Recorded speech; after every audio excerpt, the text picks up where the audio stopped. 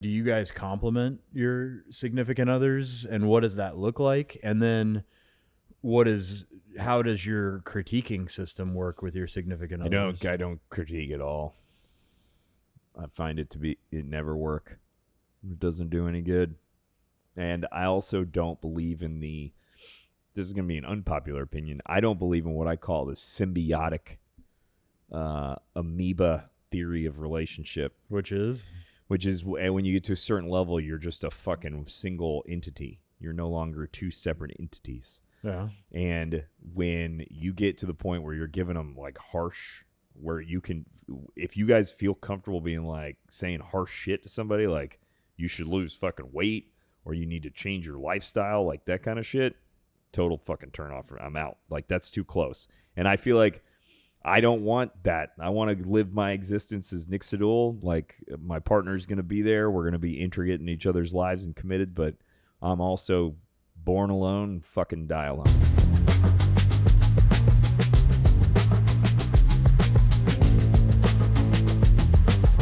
Welcome one and all to the legendary Motherfunkler. I'm downtown Trevor Brown. Over to my right is Niklaus Sedul. Always on the left, PR. Let's go around the horn. Little Wizard of Ed and Intuitive Muser here. Oh my. It's a stormy day. I like it. Yeah. It was really nice this morning, and now it rained, and yeah, it's fantastic. We were all partying last night together. Yeah. The way it should be. We got some stormy weather today, man. I'm ready to buckle down and do some podcasting. Okay. Yeah, man. Party. I've got something that I want to chat about. Coming right out the gate, bro. I want to preface this with I really want you guys to like play with me on the concept and not just say like there's a definitive answer, here's why you can or can't do this, but like let's have fun like digging down on it. So Nick will give me a chance to express my view.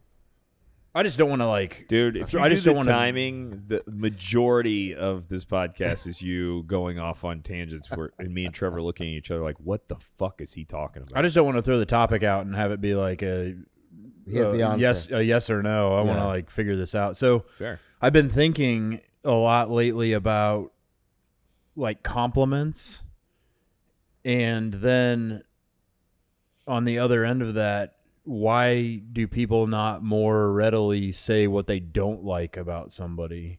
So the easy thing like is upbringing and everything, but I want to tear all of it apart. And then I think, compliments are always accepted, right? But I think in that instance that like compliments are more often than not a big fake pile of shit. Okay. I think people we've touched on that before. What's that? We've touched on your opinions on that before when we were talking about telling your employees that they've done a good job. Well, yeah, the whole good job thing, but it's a compliment. Yeah. So here's my intro on that one, right? Is that I guess we had this conversation a few days ago, Trevor, about whether if you feel something about somebody, if somebody has said something to you that you feel has triggered you or makes you, or you super offended by it. So it's the flip side of the compliment. Do you say something? Do you not say anything? Do you just kind of laugh it off? Because, what's an example? So, I was on the treadmill a few days ago, and, I'd just gotten on. So the other guy was there for, I don't know, maybe 5-10 minutes or whatever. He hadn't broken a sweat, so he wasn't there for long. And he made a comment about, he was traveling. He was going to be. I just come back from South Africa, and I said, hey, I've come back from South Africa, and we had a good time and all of those things, good food and everything. And I said, are you traveling? He said, yeah, I'm going to China. And I said, and then he made a comment about the food. And I found his comment like offensive. And I really don't go out of my way to say something to offend somebody. I really try to just not say anything offensive. But in this instance, I felt that would not be sincere to who I am. So I took offense and I told him what I thought about it, what his comment was.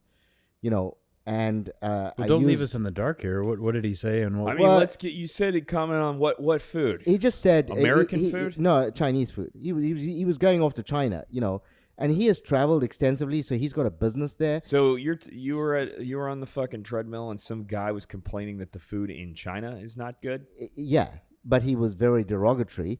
What a fucking tool bag. So I said to him, look, I've been to China as well, and I've eaten, and I've actually really enjoyed the food. My wife's they vegetarian. have renowned cuisine in China. Yeah. And it's a whole country.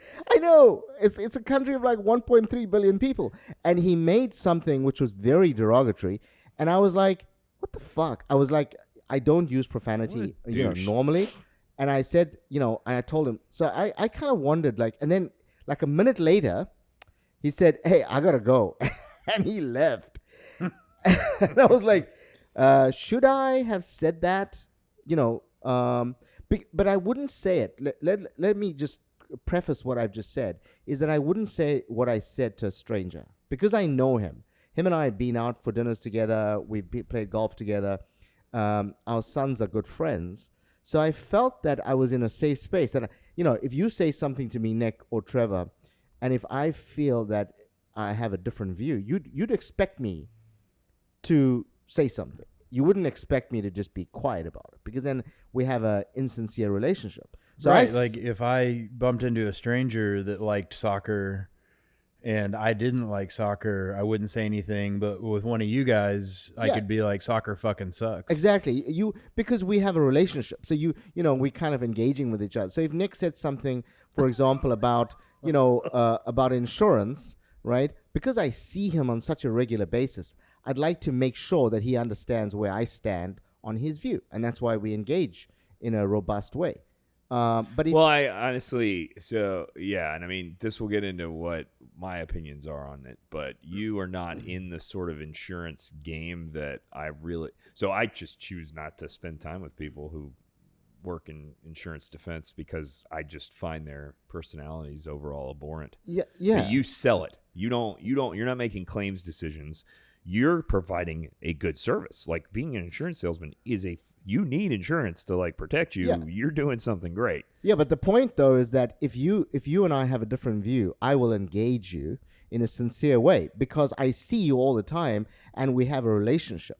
So my thing is that I feel, even though I would say 9 out of 10 times I don't go out of my way to say something that's provocative. I think that comes down to like what you're identifying with, like a glitch between you and Nick is a level of respect. Like, you want to know his perspective so that you can therefore like measure your own and figure out if your barometer is still the same. Yeah, I mean, also I want him to know who I am, right? And similarly on compliments, I mean, so I, as a person, I don't like compliments, Yeah.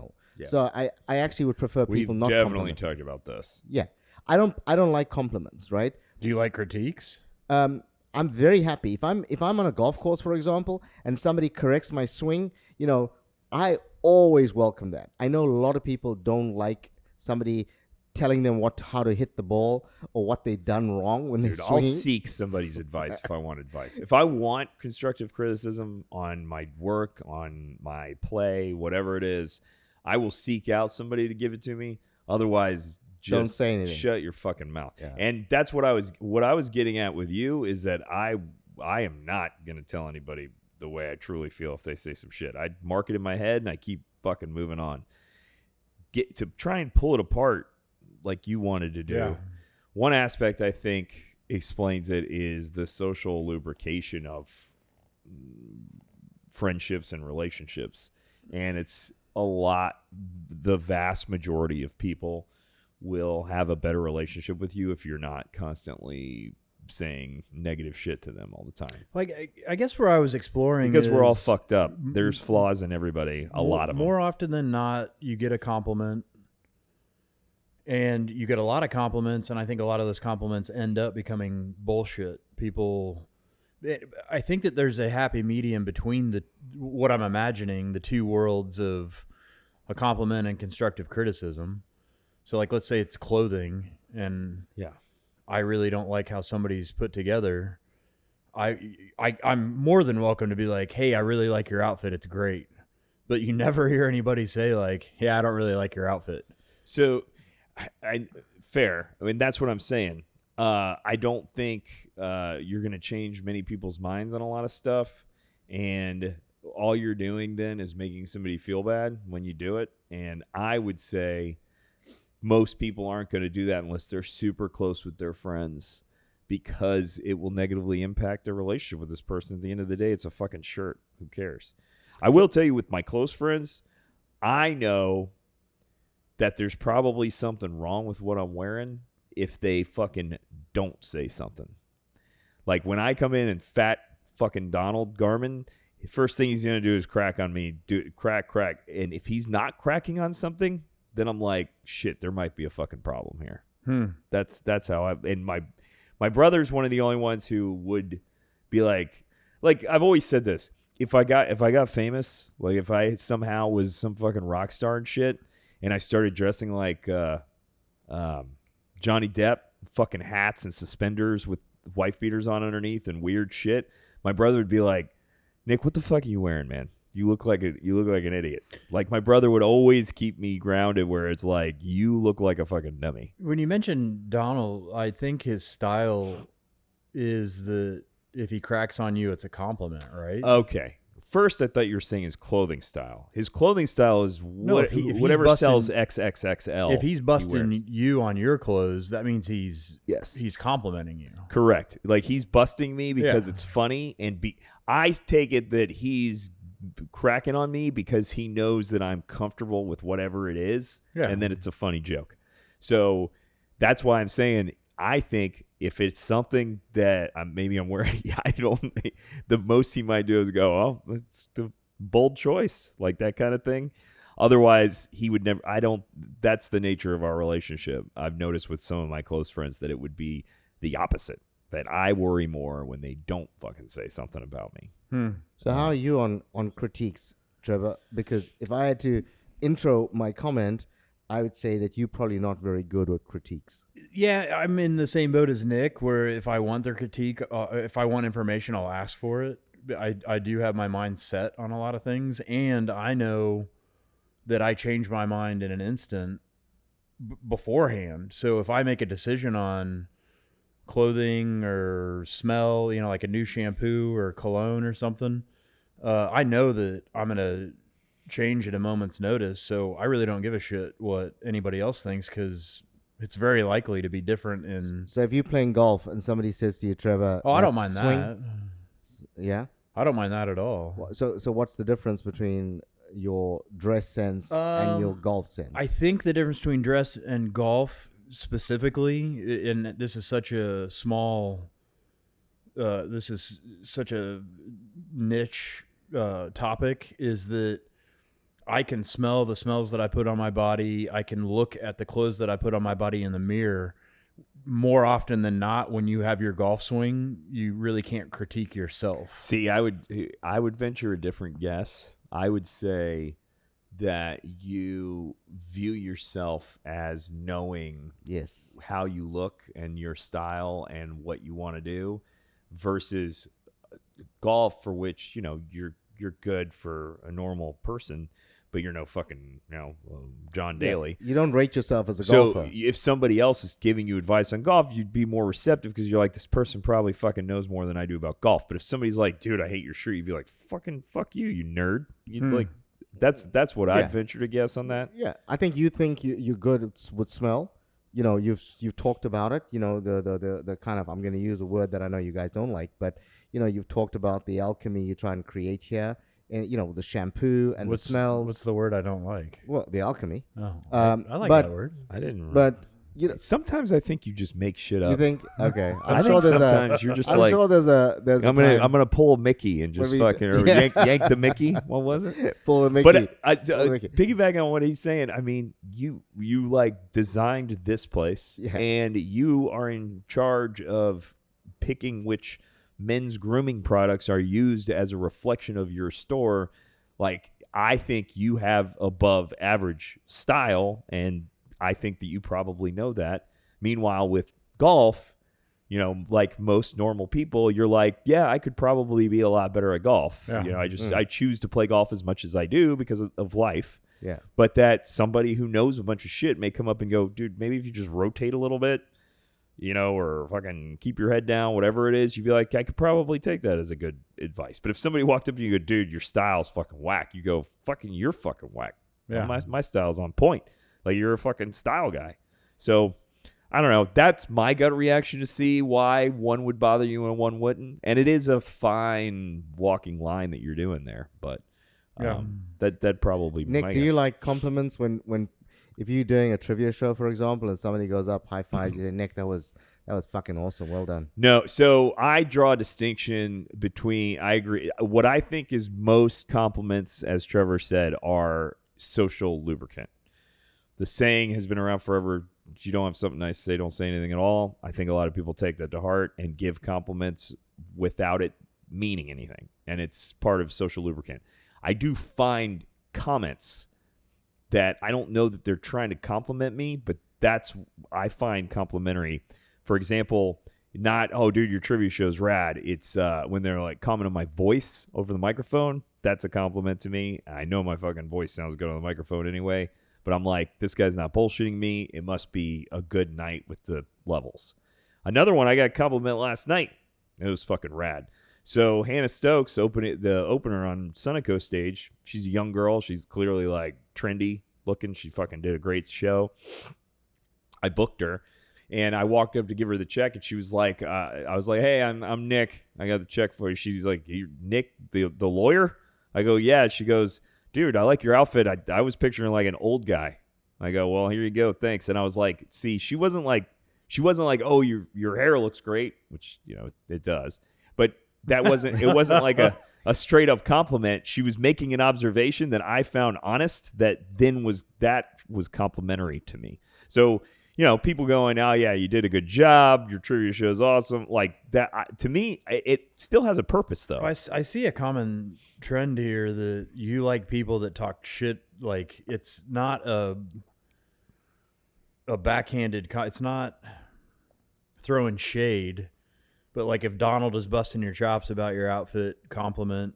If a chick says you don't look old, there's like a negative spin on each of the deals that you're appreciating. Because right? I think I find an honesty in it. Like the moment I had with her, it was quick. The way she did, like, to me, I think she was being completely honest. Like, I think she was just honestly speaking her mind.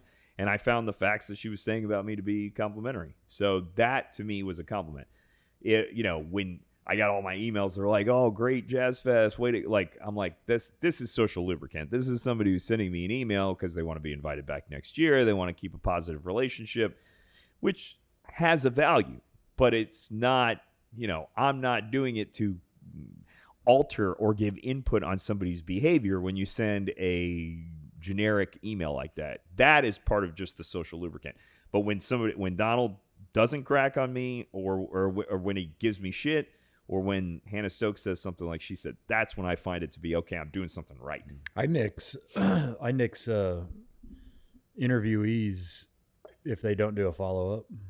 See? And that's like, you know, they're going to write you and go, you know, my guess would be, hey, man, yeah, I've been a barber for 12 years, and your place is like the best place I've seen. It's so well designed, and I'm really excited about this opportunity. Hopefully you'll give me one. Like those first couple, they're not trying to change your conduct or try to positively reinforce your design decisions. They're doing it to make it a social lubricant. Sure. You know what I'm saying? What I really respond to, though, is when they mention, I see myself fitting in there. I think that's a really good, they're not blowing smoke up my ass. They're telling me what they like and how they see themselves. And I'm like, all right, if you can see yourself here, then we're working with collaborative imagination. Let's take the next step. Well, there you go. I mean, if somebody applying for a job listens to all, what do we got, 68 hours of podcast, maybe they'll pick up on that tidbit. I'm sure they're listening. Well, the other part of this, then, for me, the exploration goes into relationships with, you know, significant others, I suppose.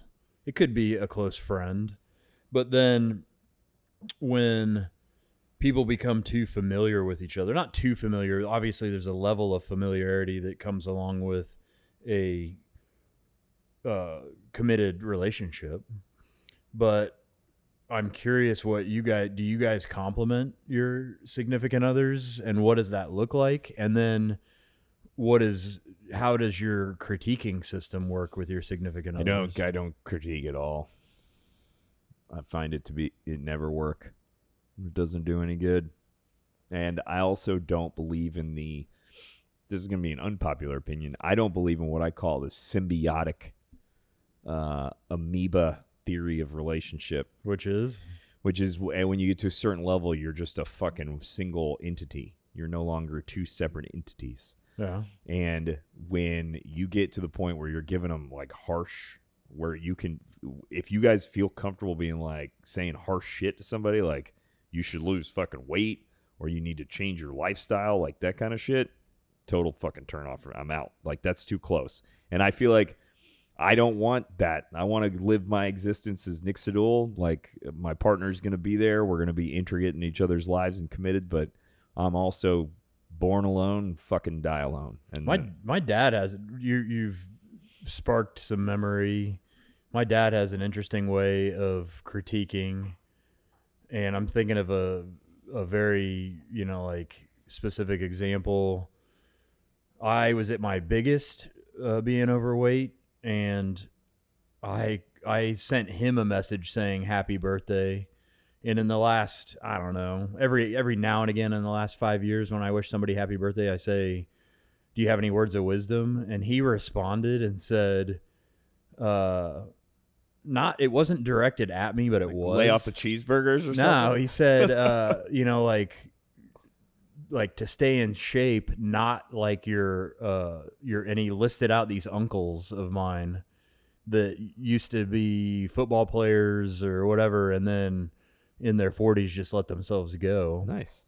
And that great teaching learning tool, but that absolutely planted a seed in me that made a pretty big shift, that I was like, is that comment about me? Is that like, is he using his words of wisdom to make a comment on me? And it's very smart of him too. So instead of saying you're a fat piece of shit, he waited for me to ask the question. Yeah. And I mean, that's how I could tell I was getting, like, I could tell by the comments, Donald giving me shit, my brother giving me shit, when I'm starting to look heavy.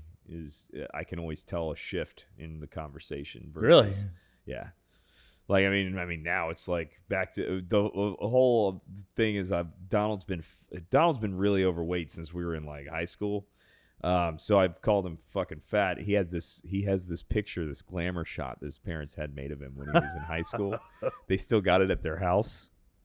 And he is a big fat boy in that picture, and it's glamour shotted out. It's fucking hilarious. So I've always called him fat, and he's always called me the thin man, like made fun of that. Like if a wind, like a gust of wind, he's like, oh no, somebody hold on to Nick.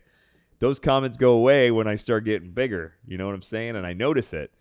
And that's because he's not going to call me fucking thin man when he knows that I'm self-conscious about the fact that I'm getting a little overweight. So I don't know. That just also sparked that memoy as an example of how he handles that. Yeah. Do you critique or compliment? So I don't compliment. I would say outright no. I'm not a big complimenter. So I'm trying to think of instances when the opportunity does arise. For example, if we're going out for a special occasion and Yegs dresses up, for example, right? I'm certainly, it's not in me to say you're looking great. I mean, it's just, I don't even know how to say it. That's how bad it is, right? And neither does she compliment, because she knows I really don't care for a compliment. We both are, when we both leave the house, should be looking our best. And so I'm not really going to say anything to her. I know she's always trying her best, and I'm always trying my best. So I don't expect compliments. She doesn't really give me compliments. And it's something that I respect. I think our relationship is strong enough for us not to need that reinforcement. Critiquing, though, I would say that we are big.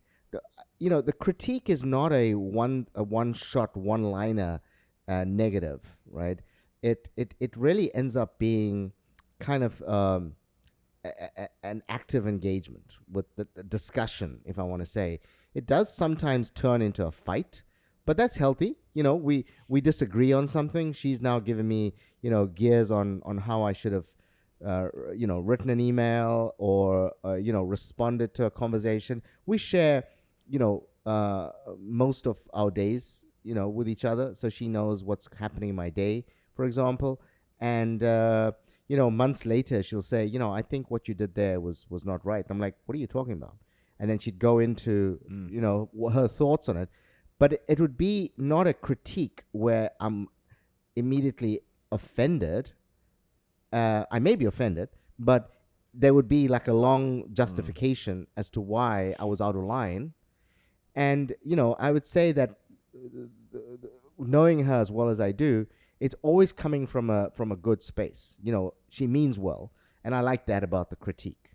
So I think, sometimes when somebody says something negative, if it's coming from a bad space, you can kind of retort and find that to be offensive, and then you engage in a downward spiral conversation. But with my wife, it's always coming from a good space. So, yeah, so there is critiquing, but it's not a one-liner, those shoes you're wearing are horrible or whatever it is. It's never that. It's always looking out for my best interest would be the outcome of what her intention is. And I'm always also critiquing her on various things. It's not superficial. So when I say superficial, it's not like what her hair looks like or, I don't know, makeup, or I'm just I have no interest in that. But if it's, it's also the work that she's doing, and I would critique her on that, but it would be a long kind of conversation. And sometimes it becomes pretty, upsetting, right? I mean, I think you're a fucking maniac. I would never do any of that. Yeah, sometimes it's upsetting because never sometimes critique. she gets super offended. Like, that Yeah. is this how you feel about You're this? a fucking partner. I don't think you Yeah. should be doing that. And I'm like, yeah, but I'm doing it because I wanted to know that I don't agree with that, and I would like you to do it. But I'm not looking for her to do it my way.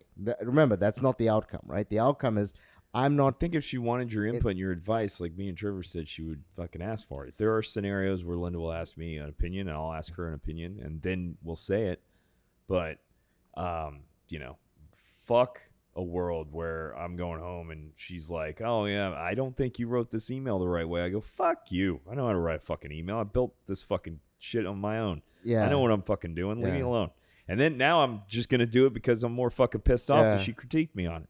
You see, now I would look at that differently because, I would say, okay, so And I also wouldn't do the same to What's her. your thing? What do you think? I watch her And- do shit that I disagree with all the time, and I'm like, I ain't saying nothing. She fucking figure it Yeah, out. yeah, She you has see, a question, ask me. That's a fight now because now you're saying you're critiquing her when she's critiquing you.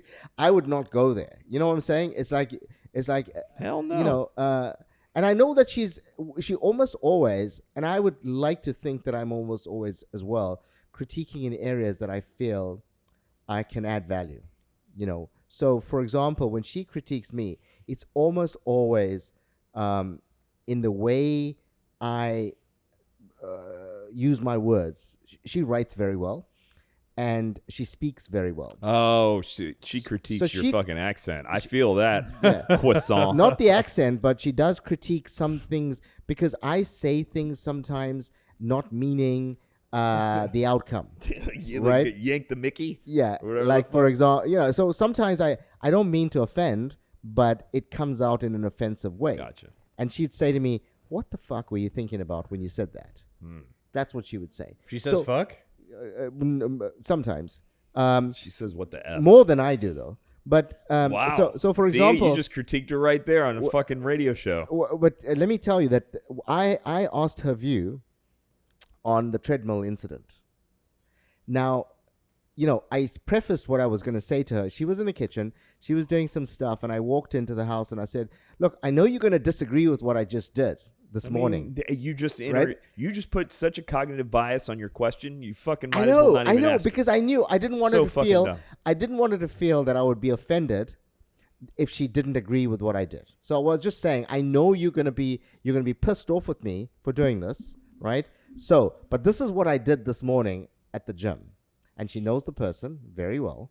We've been out for meals together. So she said, she agreed with what I said. She said that's 100%. That was just out of like the way you said it now. I mean, you disagree with me 9 out of 10 times, but when I said what I said, you agreed. You said, no, that guy's, what's he thinking about? Shitty. And she was exactly along that line. She said, what's the story with that guy? I think that's universally shitty fucking conduct that guy did. Yeah. So, and so I was thinking, though, because she normally would hit back at me immediately. If I was out of line, she'll tell me that was out of line. Well, fucking wild. I keep thinking, you keep talking about the fucking being on a treadmill. I don't want to digress too far, but I have, I'm kind of upset about something that's going on right now. There's a fucking commercial. Yeah. Where it says, it zooms out and it's a girl coming home from college, and it's like the narrator's like, this is your time. You're coming back for the first time for the holidays to where you grew up, and she walks into her bedroom and her dad's on a fucking treadmill with the tight blue shorts on. With tight blue shorts. Here's what's pissing me off. Doing the math, dude's probably 5 years old, supposed to be 5 years older than me, and he looks like he's in his fucking late 60s. Yeah. They did that on purpose, but what really fucking pisses me off is that this old decrepit man running on a fucking treadmill is blasting Collective Soul, the song Shine, which came out when I was in fucking high school. I'm like, they're portraying, this is my age bracket, this fucking guy on this treadmill. They're playing that song purposefully to show that he's like, reliving, like he's listening to what he liked when he was younger while he's on this treadmill, and he looks like Humpty Dumpty with these short shorts on. And I watched it, I took note, I was like, I gotta talk about this because this shit fucking pisses me off. Like I think they're aiming at my age bracket, like like I think probably later 40s, early 50s if she's coming home from college. But I mean, if you're coming home from college your first time, you're 19 only, right? So if you had a kid, even if you had a kid at 30, which is not young to have a kid, he'd only be 59 or 49. I'm sorry, 49. So they're taking aim at my fucking age bracket. That shit pissed me the fuck off. I saw my first commercial for quite some time. I think I was watching YouTube or Amazon Prime. And similarly, but with music, they used a fairly underground hip hop artist, MF Doom. I don't know if are you familiar with MF Doom? I am. But that's not mainstream by any means. But that music was in the commercial for fucking insurance or something. Yeah. And they're absolutely targeting the age bracket that grew up with that high school, college. And I was like, oh man. It breaks my heart too. And it does break my heart sometimes when I hear like a band that I really like and they're in a fucking like pharmaceutical eczema commercial. Yeah. You know what I'm saying? Like Black Keys are fucking terrible offenders of this. So many Black Keys songs are used for such stupid commercials. I think of it so I went and picked up something at Walgreens the other day and heard like Tom Petty. I mean, that's kind of in the Walgreens. Yeah, but I mean, they're just playing serious, right? But my mind started wandering, and I was like, you've made it as an artist if they're playing you at a grocery store. Oh yeah, like because you're making residual off that, right? I mean, so they play. Yes, Sirius is going to pay if they're using Sirius Radio at Walgreens. Sirius is paying Tom Petty's estate, whatever their due is to be part of their catalog.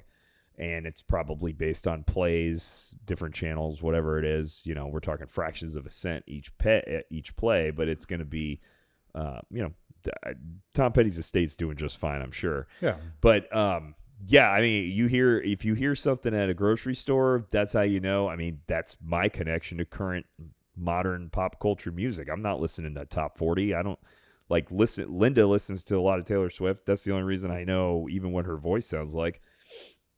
And then, I know Sabrina Carpenter because she's just fucking goddamn smoke show. She's so fucking hot, I think.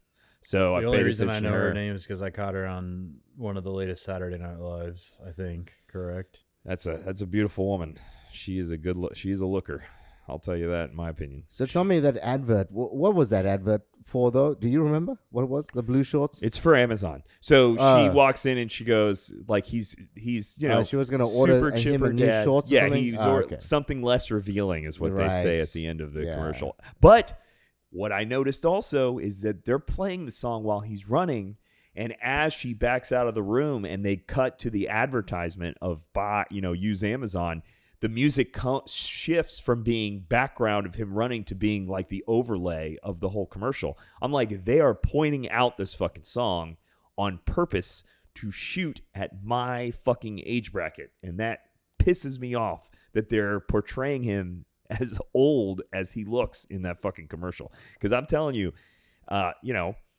assume he super old man. Like to be the age that he looks in that commercial, in my opinion, he would have had to have that kid when he was 40. Like, because she's only 19 if she's coming back for her first college. Which means he looks to me to be late 50s, me being generous on that. I mean, would you agree? Yeah. So they're not aiming at that. They're aiming at fucking mid to late 40s is what they're aiming at, and that's why they're playing Collective Soul. If he was 59, they would have played something from the fucking Bee Gees or something. Are they subconsciously pissing a lot of people off and saying you look old as shit? Buy something to change your lifestyle? I think they're aiming. I don't think they're aiming at the dads. I think they're aiming at the young people with that commercial, and I think young people just hear a song from the fucking 90s and just think we're all old. That's what I think they're doing. We're from the late 1900s. Yeah, we were born in the late 1900s. Yeah. Or it's that easy for you. If you're coming in as a kid, see your dad wearing something that looks very old school.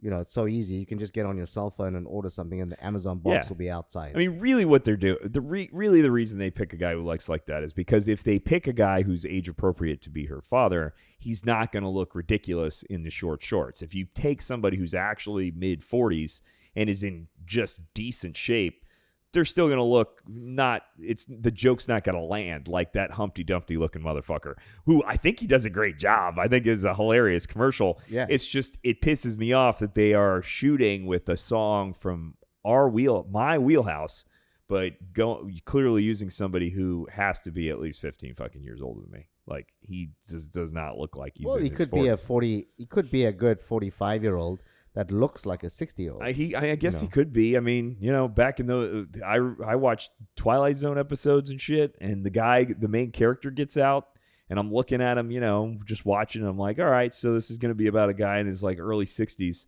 and he starts talking to his boss or something. He's like, yeah, you just turned 32 last week. I'm like, 32? That guy looks like he's got one foot in a fucking grave. Well, I think that you also, what happens is that you at now at this age of being in your early mid 40s, and unfortunately, and you think, okay, you're still young.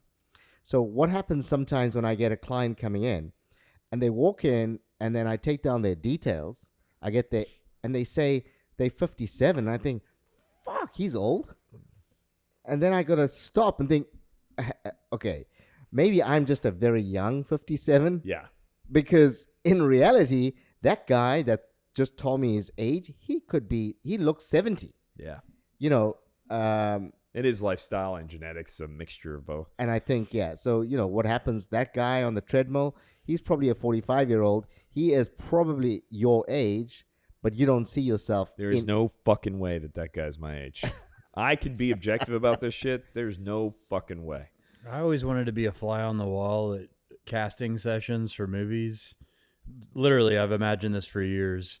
Like, What's Eating Gilbert Grape for the mom. Yeah. And for the casting agency to be like, no, you're not fat enough. Yeah. Or like, no, you're not ugly enough. I don't think they can say that out loud anymore. Or like, yes, you're perfectly ugly for this position. I mean, I would say, so there was a stretch of like horror movies, like monster movies in the 80s where these couple of guys were cast to be like a supernatural horror monstrosity, and they don't even put makeup on the guy. So imagine going to a casting call and being like, you're perfect to be this hideous monster. No makeup. You're just ready to go. Like, this is fucking wild. But I think they do that all the time. I think they go, yeah, this girl's not ugly enough for this role. Like, this girl can't be this hot, like the character.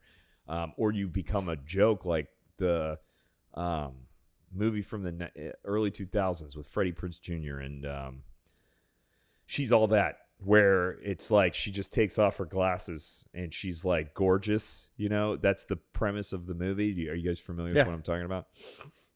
She's like the ugly duckling, and they go, oh, you quarterback guy, you got to take her, ha ha ha. And he's like, no, I can't. She's so plain. And all she does is literally take off her glasses and she's gorgeous. Like, that became a joke. So I do think casting people for certain roles have to make the tough decisions of being like, yeah, we can't cast her. She's too hot, or she's too, frumpy. I think the horror movie guys, and I'm trying to think of another example, but they know that they're fucked up and that they're just making money off of what they have to work with, right? True. Yeah. Like, I'm those a low budget looking person. Let's ride this tiger. Those low budget horrors are always wild, especially back before the internet, when people would take $50,000 and make some fucking movie, and every once in a while it would hit and you watch it and you're like, wow, this is a turd, But there's there's a bunch of 80s movies. There was one ugly motherfucker that always had a bald head, crazy face. I'm trying to think. It wasn't. Are you thinking like of weird, Ogre? Like from weird science, Revenge of the Nerds. Weird Science, where the biker gang shows up at the end. Yeah, I think it's Ogre from Revenge of the Nerds. Is it? Like, he's kind of bald on top. He's got like a fucking nerd, like an ogre looking face. I mean, he looks like an ogre. That's why they named him Ogre. He's one of the ones I was thinking of. And then there's another guy that I can't think of who's got like burn. His face looks like shit, and he's in stuff still. Where he's like, he always plays like an alien or some shit because he's so fucked up looking. And I'm like, this guy made a career out of being looking fucked up. Silver lining. There's the one guy in Police Academy. What is that? The guy that screams and talks like he's Bobcat Goldthwait. I think that's who he's talking about. Bobcat Goldthwait. He doesn't really talk like that. No, he talks totally normal. But they had to cast him in a certain way, and he is where he looks perfect. like he's drunk all the time, right? That's his shtick. That's not how he is in real life, but that was his famous shtick that he did forever. He was in Scrooged with that shtick, and then I love him in Scrooge. Yeah, he's so good in Scrooge. Yeah. All right, let's do some mother licking Funkler nuggets. Yeah.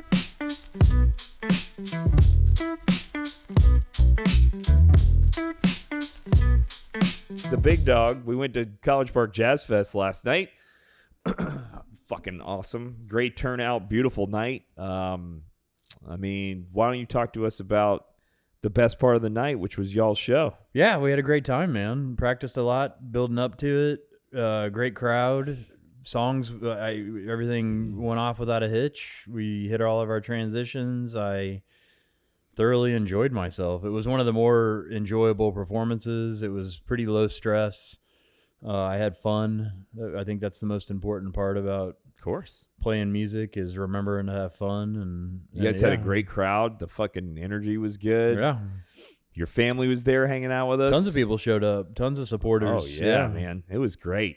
Lots of friends, family, and we had a good time. The whole event went really well. I think the second band on my stage, I think I made an error.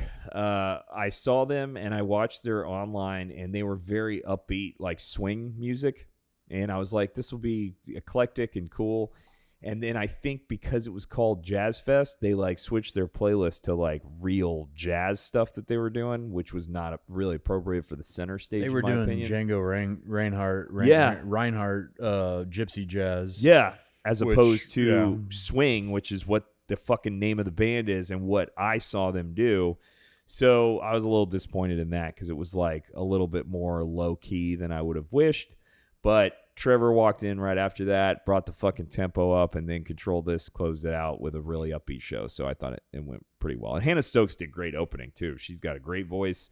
I've seen her somewhere before. I can't remember where, but was reminded that she's around last night. And my band mates, like, we enjoyed their performance. Yeah, she was great, right? Yeah. She's got a great voice, a lot energy. She's got good music choice as well.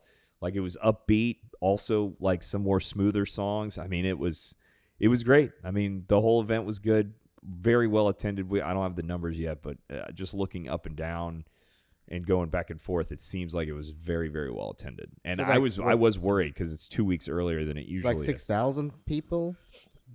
Probably a little bit more than that. I mean, it wasn't as I looked it up packed. yesterday on AI just out of curiosity, and it was right in and around 6,000 last year. Oh, was it? Yeah. Yeah. So the year before that, the first year we did it back from COVID, we had 9. Oh, So, really? Yeah. So and I think you were playing that year. Yeah. But a couple years ago we had 9,000, and then I think last year fell off a little bit. We had a little bit of inclement weather earlier in the day last year, like 3 it cleared out. But this year, I mean, the weather was absolutely gorgeous, and it's probably right around 6 then, because it looked comparative to last year. The crowd did. Yeah. So that was awesome. I fucking loved it. Great time. Had my tables. Everybody there partying. Good stuff. So, I mean, I got all kinds of fucking nuggets. If Let's y'all go, wanna man. Keep going. Show me what you got. Show me what you've got. That's Rick and Morty, bro. I watched it before we came. Did you really? That episode? Yeah. Show me what you've got. All right. I did. So I haven't been in a while, and I've never talked about it here. I went to Sportstown last Tuesday. Really? I played pool. What's it Got like these days? No smoking. No smoking, and them and the Bull and Bush English pub next door are now combined under same ownership and were awarded a liquor license. No shit. So they are transitioning into, first of all, they're going to have a door where they're connected, the two places. The door's already there. They just have a thing over it until they get the official go-ahead. And they've started doing whatever liquor they're allowed to do. I think they have their liquor license. They're just not, like, ready. Like, Yeah. I think they're just not ready because they're serving, we were taking Jaeger bombs. Really? Yeah. Fucking rad, dude. So, and they've resurfaced their pool tables since the last time I was there. They are as high. I mean, if you like to play pool, this is going to be the best place you can possibly go in Orlando. Like, the tables are gorgeous. Does Sportstown still has all the abstract games game room, or did They do. clean? Okay. Yeah, it's still kind of the same. They have that game room. I don't know. That's where the door is, where that basketball game thing is. So they may get rid of that and change that area when they do open it. I don't know. But I'm intrigued by the idea of being able to eat at Bull and Bush, which is pretty good food, and being able to drink liquor and hang out at Sportstown at the same time. So Yeah. and while we were there, they had Tasty Tuesday out back, which I guess they do on one Tuesday every month, which is all the food trucks. So it was a whole event. The place was, although there were people there and it was fun, it wasn't packed at all. Had the chance to play a lot of pool. Just good stuff. Are you good at playing pool? I'm pretty good at pool. You remember, we've played. I don't really remember. Matador? Played a lot of games one night. Okay. But Those are the best pool games when you don't remember. fair enough. I don't think it's fair to. I don't really remember Matador because we've always been drinking, but I want to go head to head on a good pool table. Matador's pool table's old. It's leaning different directions. Their cues suck. Well, Sportstown is not leaning, and they are fast. Really? Because the felt is brand new. What Everything's color's great. the felt? It's like that peach. Oh. Yeah. Oh. I always like gray, but it's rare to find gray. You usually find green. But no, it's that peachy, like, it's a good peach. It's not like a bright peach. It's like a, but it's a peach-ish color. Okay. Nice sticks. Easy to get drinks. Loved it. What's the restaurant on Park Avenue that we went to? We saw a pool table on? Gulp and Fuss. Garp and Fuss. We haven't been. We should go and There's a pool table at the back there. Yeah, I mean, my last experience at Garb and Fuss was so terrible that I probably will never go again. You did say you'll give it a chance. Again. I mean, if you guys go drinks. and we do something, I'll give it a shot. But it was pretty offensive. When they It was first pretty opened, I saw you there a couple times. When it was first opened, it was fantastic. It was, dude, the schnitzel there before they closed was phenomenal. Like, I remember having great, and me and Linda had just kind of started dating around that time when it was first open. So we'd go play pool there. They had a pool table there. And hang out. We get like boiled peanuts. The food was really good. We get a drink at the bar. But they still have the boiled peanuts. I had that as my I love the starter, and it was really good. Peanuts, man. Yeah, we all went together. Or Trevor and Amanda and I. I didn't have it. I didn't have any fault with him, but I know that some of you did. But I would like to go and try the pool table out. Yeah, I mean, if you guys want to go, I'll always try. I mean, if I can give the Chapman multiple tries, it's one of your fellow Park Avenue. I understand businesses. So. Hey, I don't know what to say. I don't think people tune in if they listen or take any heed of our advice on Funkler Nuggets. I'm gonna be honest, and Garp and Fuss was a fucking nightmare, and I'd really. If given the choice, I will never go back. But if you guys want to go, I'll poke around and see. I don't want to go. So these fucking cocksuckers specifically skipped us in line to let fucking radical looking cool influencer fuckheads in front of us. Then completely fucking ignored us for 30 minutes while we're sitting at a table, while every other table is getting fucking service. Nothing. I'll never go back if given the choice. Seriously, it was a fucking nightmare. I'm out. I'll go on my own. You guys got any more? I mean, I got all kinds of shit. Well, yeah, I've got one. Hit me. I did Saku massage. Oh yeah, nice. Yeah. Did you like it? Pretty great spot. Okay, good. I I think like you mentioned, you took Linda with you your first time because you wanted to make sure it was a legitimate place. Pulling up, I was like, is this a strip club? There's no windows. It's painted all of a very dark color, like most of the Cocoa Beach strip clubs. And went in.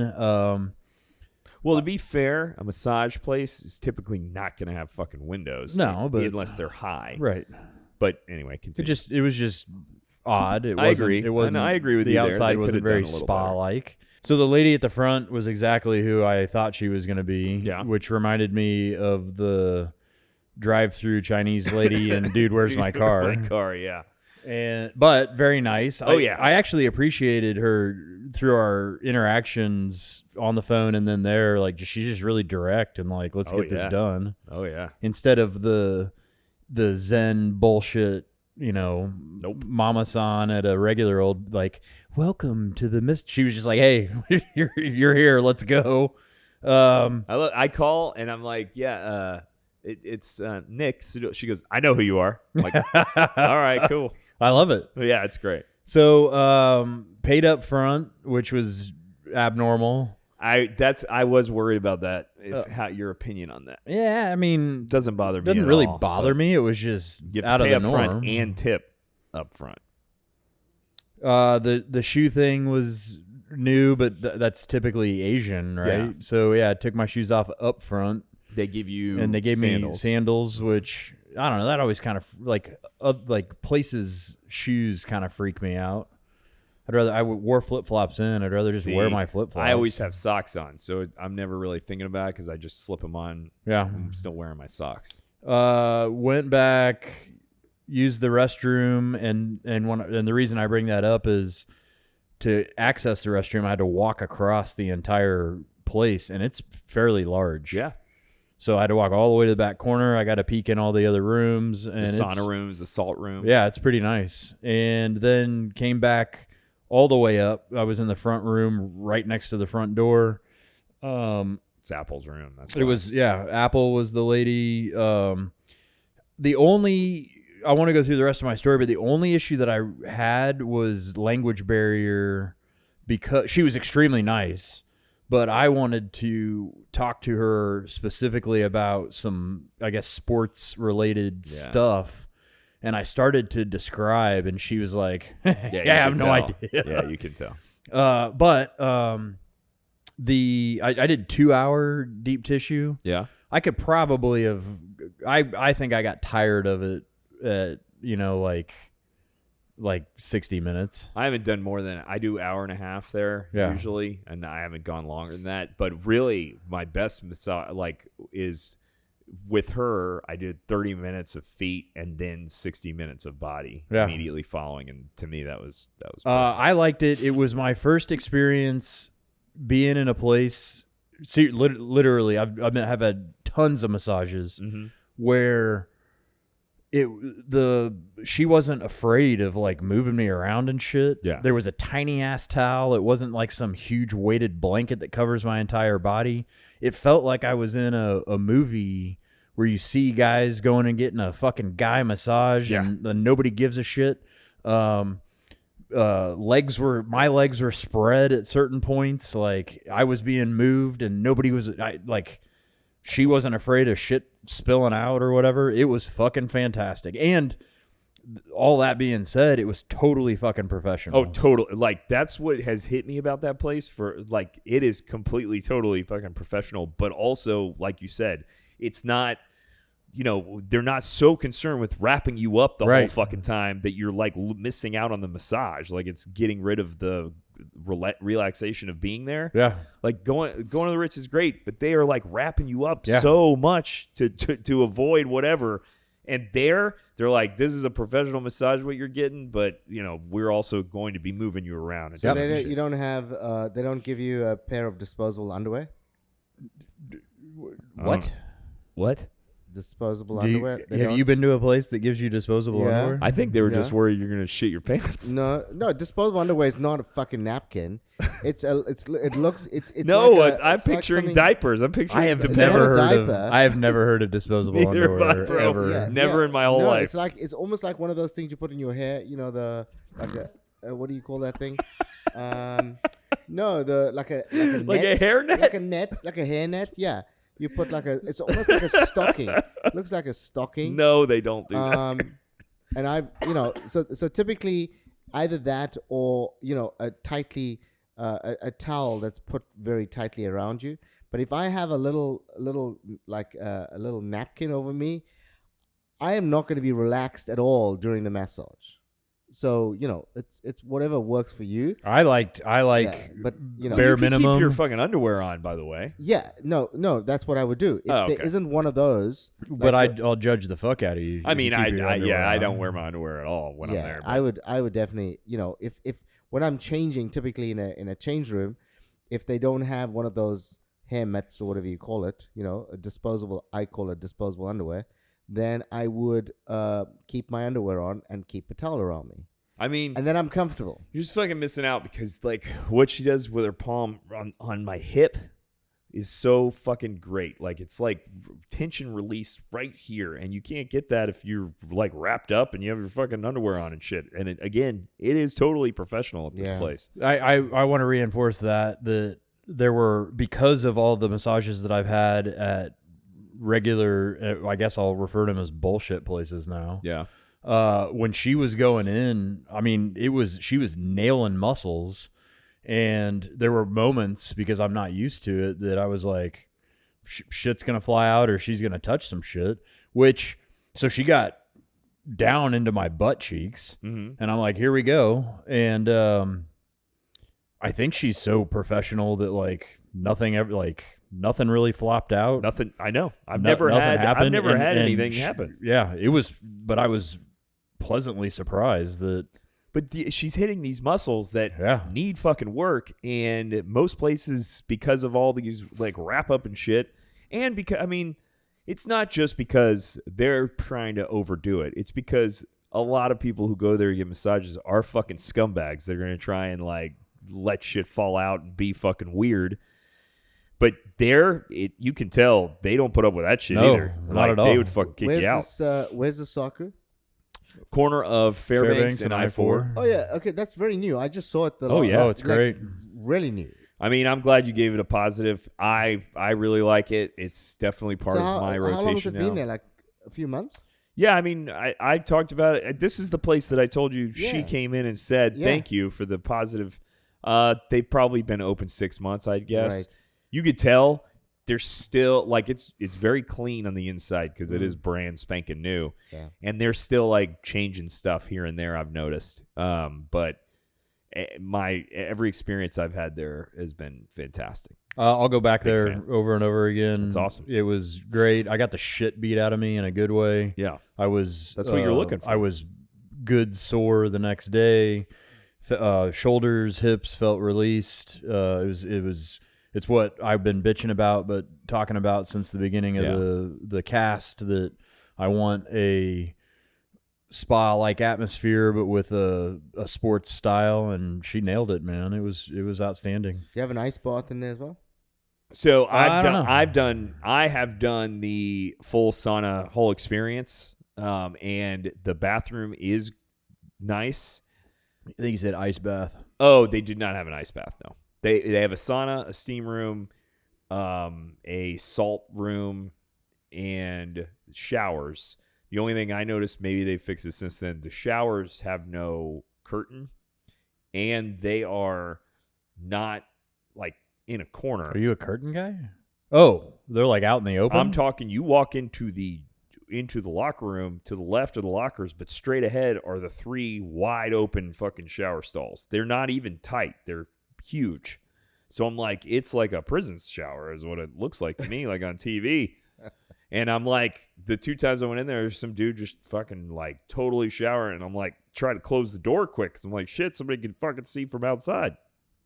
It's their fault for looking. I mean, it doesn't really bother me, but I wouldn't take a shower there. Oh. Did you give him a compliment when you saw him? Yeah, that's what I did. Did you critique or compliment? I go, nice sack, buddy. Looking good. Well, I'll go back. Yeah, that's the Good. best place in town. Good. I'm glad you far as liked I'm it, concerned. man. It's reasonably priced. I hope they don't change anything. Me too. I hope something weird doesn't happen. But, Yeah. so far, Well, they look like they spent a lot of money. They've redone the whole thing. and they're a chain. Yeah. So it's not like there's multiple. There's one in Miami. There's like one in New York. So it's not, Jade Orchid or anything like that. But it's also not hand and stone, like Right. what we were talking about, where they have hand and stone. You're going to have underqualified masseuses who are going to be more concerned with wrapping everything up than actually getting in there and giving you a massage. This place is like, that's what I get from it, is the feeling of like I'm an athlete, and I've like Gronk comes off, and the next day he has a masseuse who fucking gets in there and massages the shit out of him, and they're not so concerned with fucking wrapping up. That's kind of what I got from it. So cool. Yeah, I'll go back. Rock and roll, man. How we doing? How are we doing for time? Time for PR to give us some tasty Well, nugs. yeah, You no, got some no nugs? nugs. I was in South Africa, so just got back. So that whole trip was a one big nugget, which was great. But we've got Taste of Hannibal Square coming up. Oh, baby. Yeah. November 20. That's I think our next big thing. Yeah. Taste of Hannibal Square, Yeah. November 20. Well, I mean, this one's a big Halloween trivia, but it's too. Yeah. This isn't gonna 4 help. p.m. 4 p.m. to 9 p.m. We're gonna have 2 or 3 bands on stage for the first time. We normally have just one band. Not on a stage. Not on the stage. This time around, it's gonna be 2 or 3 Super bands. cool, yeah. $40 a ticket you get four plates with $40. It's gonna be a great evening. So I look forward to seeing everyone. I hope if the weather last night is any indicator, we were in for some good weather because it was gorgeous last night. Give that another 4 weeks and it should be fucking Should be beautiful. perfect. Yep. Yeah. I like it. Yeah. All right. All right. Thank you to all our fellow Funklers out in Nugget Land, and tune in next time. Dude. We'll talk about some weird shit, man. Got it, man. See you in the promised land. All right. Later, Gators.